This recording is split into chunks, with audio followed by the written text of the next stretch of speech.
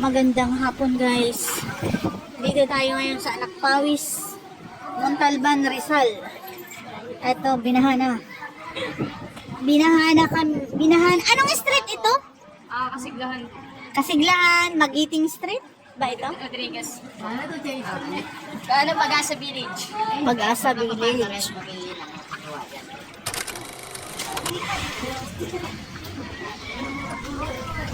Magandang hapon guys. Dito tayo ngayon sa Anak Pawis, Montalban, Rizal. Ito, Binahana. Binahan. Anong street ito? Kasiglahan. Kasiglahan, Magiting Street ba ito? Rodriguez.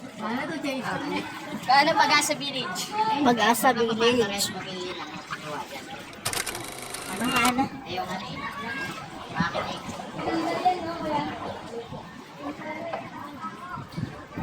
Nagpakawala kasi ang dam ng tubig. Kaya binaha. Tumaas ang tubig sa ilog. Ganito. Pag malakas ang ulan, 1 week kasi walang tigil ang ulan. So, ang dam napuno. Kumbaga sobra-sobra na yung tubig sa dam. Kaya nagpakawala sila. Kasi hindi rin pwedeng hindi sila magpakawala. Kailangan daw mag-release. Kaya kagabi pa lang, paikot-ikot na yung mga barangay, mga taga-barangay. Nagsasabi na mag-iingat daw dahil magpapakawala ng tubig ang dam. Kailangan yung mga gustong lumikas na dahil baka tumaas na yung tubig. Ganito. Pero kahit ganito ang sitwasyon dito, natin naman, masaya pa rin yung mga tao. Ayan, pumasok na sa tubig nila. Ay, yes. Pumasok na yung tubig sa loob ng bahay nila. Ayan, sa loob ng bahay na eh. Ito. Yung motor. Aray! May init. May ano naman. Ano naman yung araw sumisikat. Katulad yan na may araw. Pero, maya-maya, babagsak din yung ulan. Araw. May sikat din siya. May araw, pero may ulan din. Sumisikat ang araw, pero tuloy-tuloy pa rin ang ulan.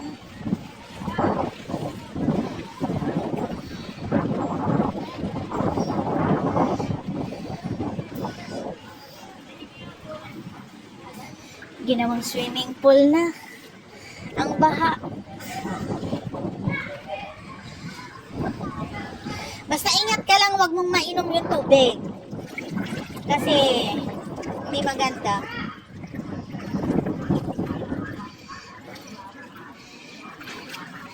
Yan siya, ginawa niya swimming pool.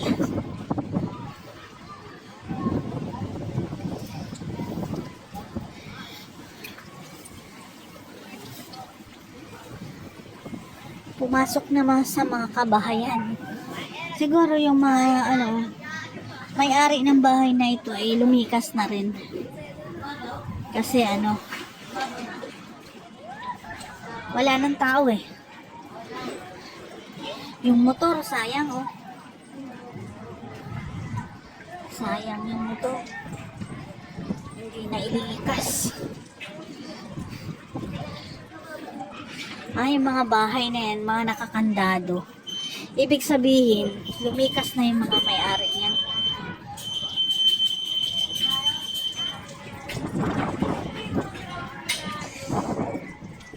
Ay, maliwanag siya pero biglang bumabagsak yung ulan.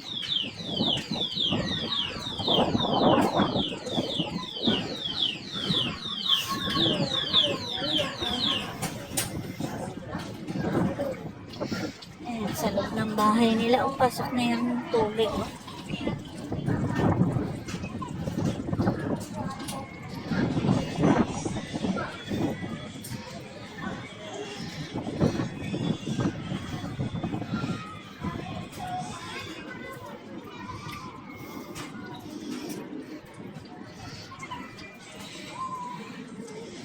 Balik na ako sa area ko.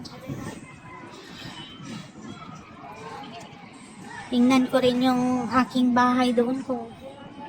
Pinasok na rin ng tubig. Medyo mataas naman yung sa area namin. Medyo mataas konti. Pero kapag ka talagang nagpakawala ng tubig yung dam, papasok din. Aabutin din hanggang loob ng bahay.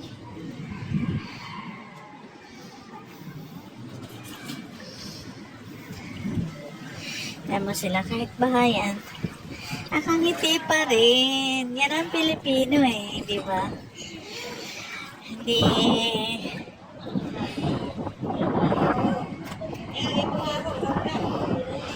Hindi nila alintana ano man ang sitwasyon namin dito ngayon.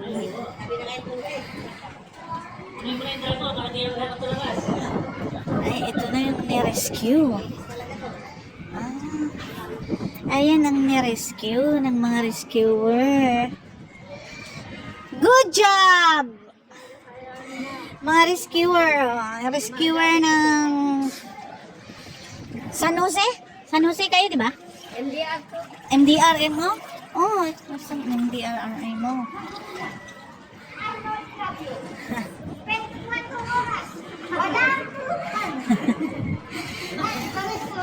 May naligaw dito na reporter.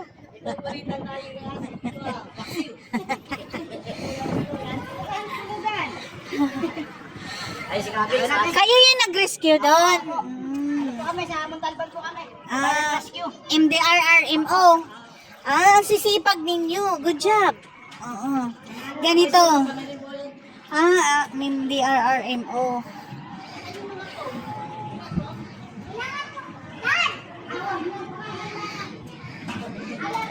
Alerto naman dito. Pagka may tumawag na rescue, agad-agad naman. Maliwanag. Sumisikat ang araw, pero maya-maya bagsak na naman ang ulan. Pag bumagsak pa naman, nakala mo, hinahabol yung ulan Ang lakas-lakas ng bagsak niya. Patatakot ka sa tunog. Ay, dito kayo lumikas? Ha?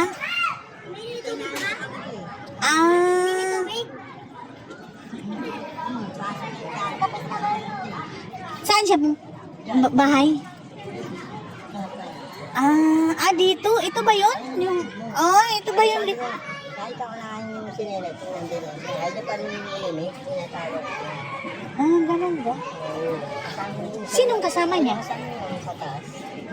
Ayun. Nakasama na, kaibigan. Tropa. Oo, sabi nga tayo, andyan na yun. Ayaw namin palabas na niya. Kasi pwede hindi magpalabas na Kung may kalakal pa, pag hindi pinapalabas. Dati. Ang saya ka, no?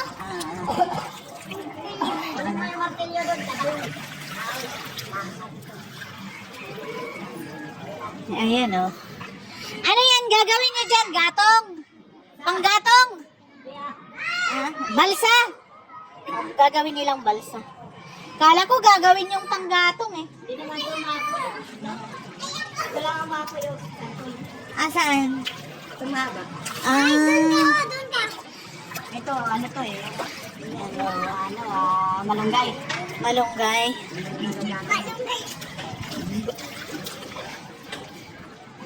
Sakay na!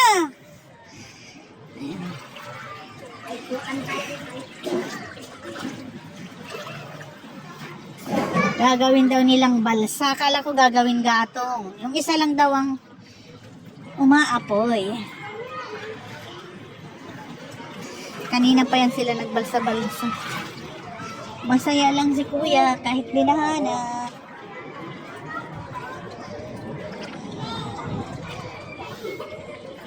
Mapalad yung mga may taas.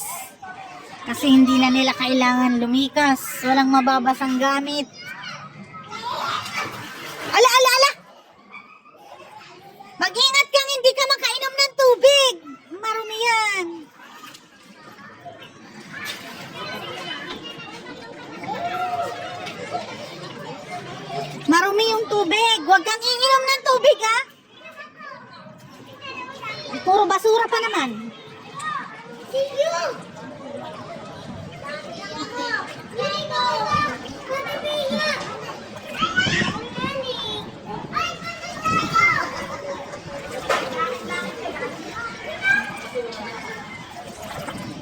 Ito lang ang ano.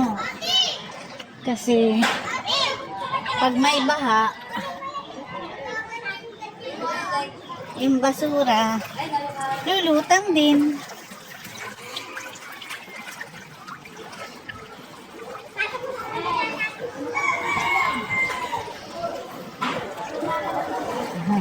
Sila kasi may taas sila, tingnan.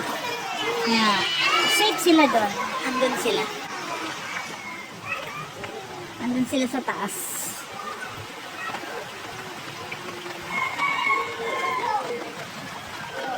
Ayan, bawat kanto. Baha.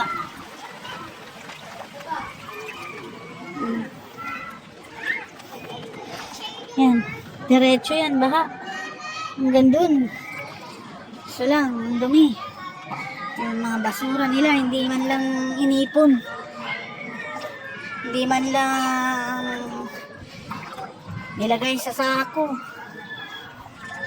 Hinayaan lang na lumutang. Ano rin. Ayan ang problema eh.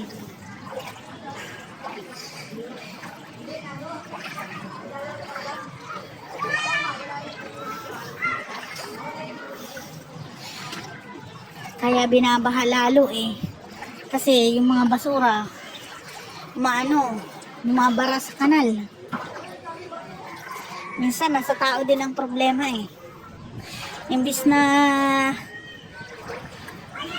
ayusin nila yung mga basura nila para hindi kami bahain dito, ay kinakalat tuloy. Pinapakawalan.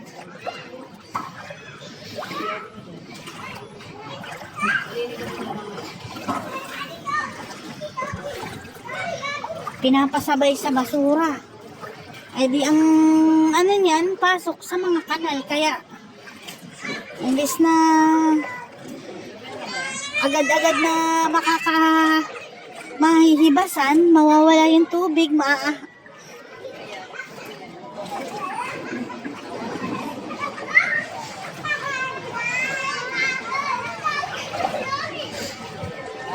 Motor, kita. Ako pa bahayo kay nabahaan. Wala na ko na balik.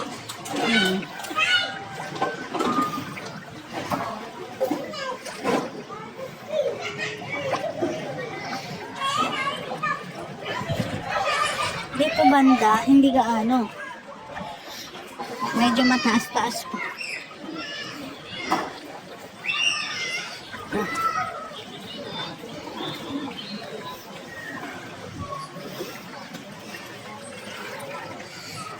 No. Doon kanina sa pinanggalingan ko hanggang baywang. Dito hanggang tuhod na lang. Yun naman. May araw siya pero may ulan. Bumabagsak pa rin ang ulan.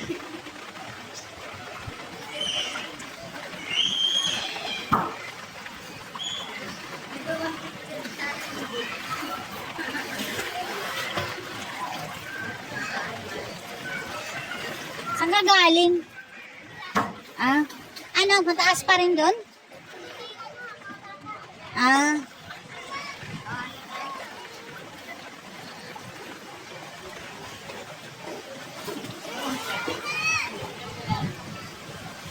Dito medyo ang tubig hanggang na lang sa baba ng tuhod. Doon kanina hanggang baywang talaga. Naman magre-rescue na naman to. Magbabahay-bahay sila.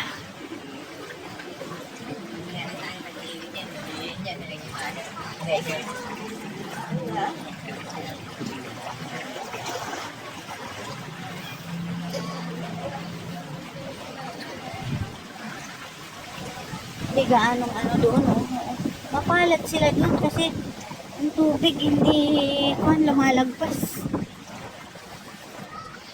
May area na hindi inabot.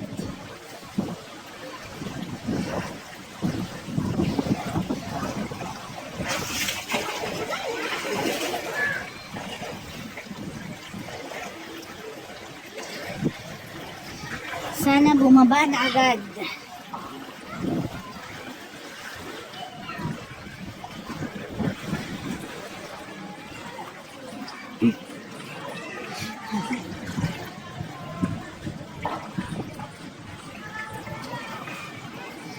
Okay. Mas maraming basura dito. Ano nangyari doon? Swimming pool na.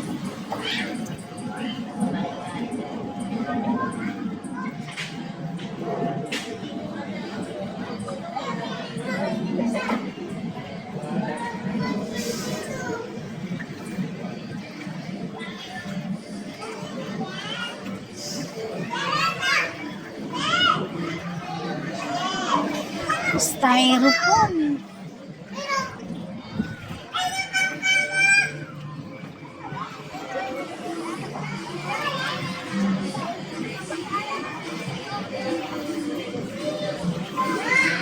Hi! Dito kami ngayon. Binabaha kami ngayon. Binabahada. Binabaha talaga kami ngayon dito.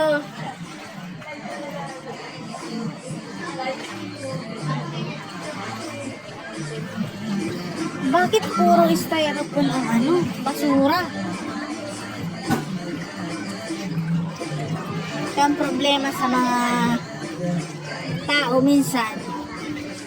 Kasalanan din minsan kaya binabaha Alam mo, styro. Saan kaya galing yan? Bakit ang daming styro? Ay, ito, sa kay Junjun. Naku, talaga si Junjun. Ano to?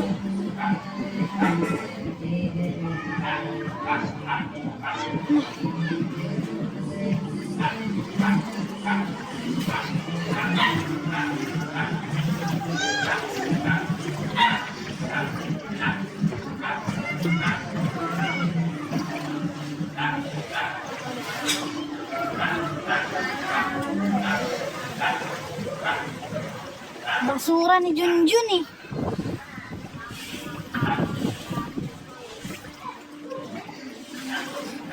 Grabe sa basura yan.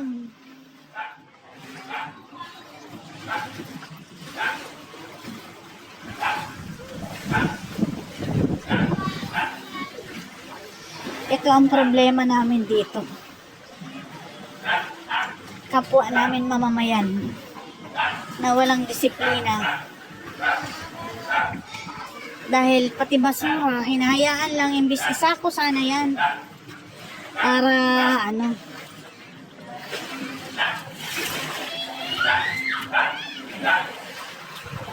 ay hindi magkalat ng ganyan sa tuwing may baha. Siyempre, yung basura lulutang. Kasi hindi naman nilagay sa sako. Basura ni Junjun yan Nagalit pa siya? Bakit siya magagalit? Dapat tayo ang magalit. Bawal talaga kasi hindi yan nabubulok.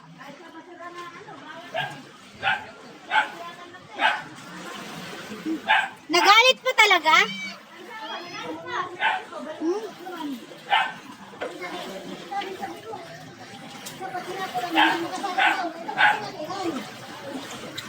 Okay ka lang ba, Junjun? Galit ka pa? Ang dami niya, no?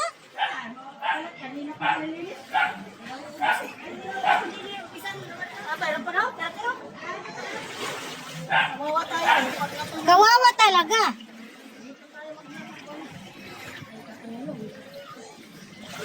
Bakit daw siya nagalit?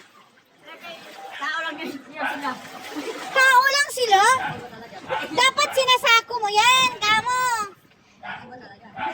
Kung ako kanina nandito, sasabihan ko siya, dapat yun, sinasako mo yan. Perwisyo. Tsaka bawal yun Yan ang problema. May kapitbahay kami dito na nangangalakal.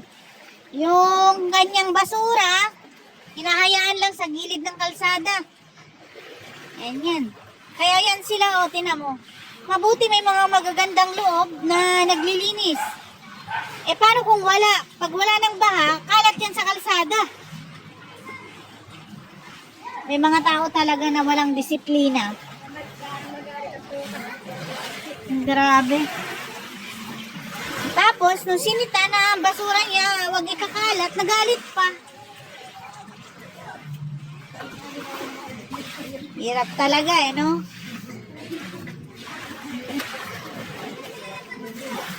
Ayan. Nagwawalis. Nagwawalis sa tubig.